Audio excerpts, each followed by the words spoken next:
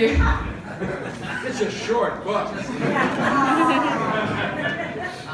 So, in the book, you mentioned hyper-partisan Right.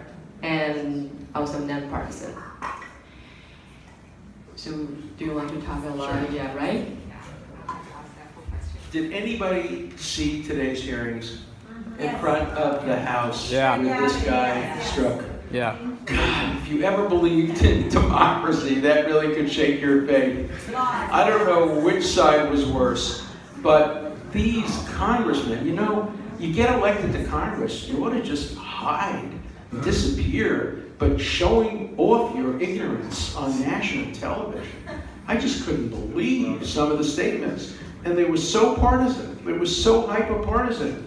The Democrats were screaming and yelling at the Republicans were screaming and yelling at the Democrats. I didn't learn very much from the hearing. And that's why, when this all started, I suggested, let's look into the Russian business, because Russia clearly tried to influence our election. I have no doubt about that. Let's look into it through a nonpartisan expert commission like the 9/11 Commission. That would have really told us what happened. We're not going to learn anything with Democrats fighting with Republicans.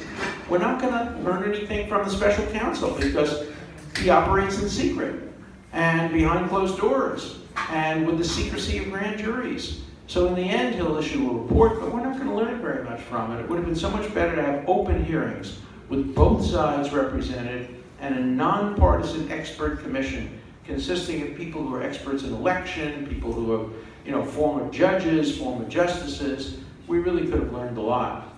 But hyperpartisanism is not getting any better. And today, I don't think a moderate can be elected. A moderate could be elected. Let's assume that Bloomberg was 10 years younger. He's clearly a moderate and a centrist. He could get elected president, but he could never get the nomination of his party.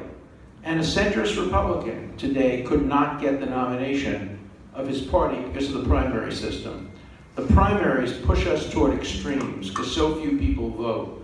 And as a result of that, the candidates tend to be not reflective of the center. When you get a centrist candidate, they don't win. We've seen that happen over and over again in general elections and in primaries. So there are some structural problems with our system. But I think the biggest problem is that we live in silos. We have Fox.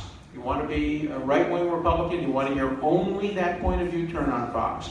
You want to hear only the other side's point of view, turn on MSNBC.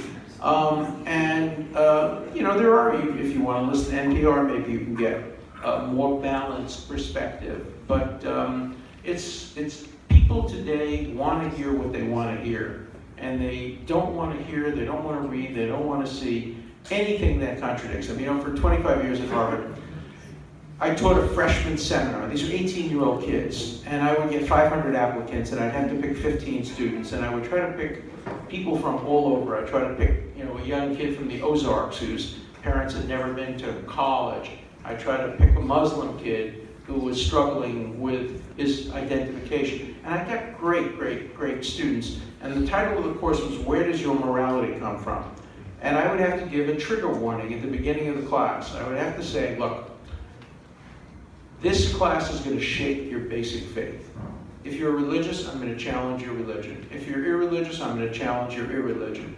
If you believe in evolution, I'm going to question that. If you believe in creationism, I'm going to make you question that. Everything you hold dear, I'm going to challenge. If you believe in a woman's right to choose, I'm going to make the pro-life case. If you believe in pro-life, I'm going to make the choice case. If you believe in the death penalty, I'm going to argue against it.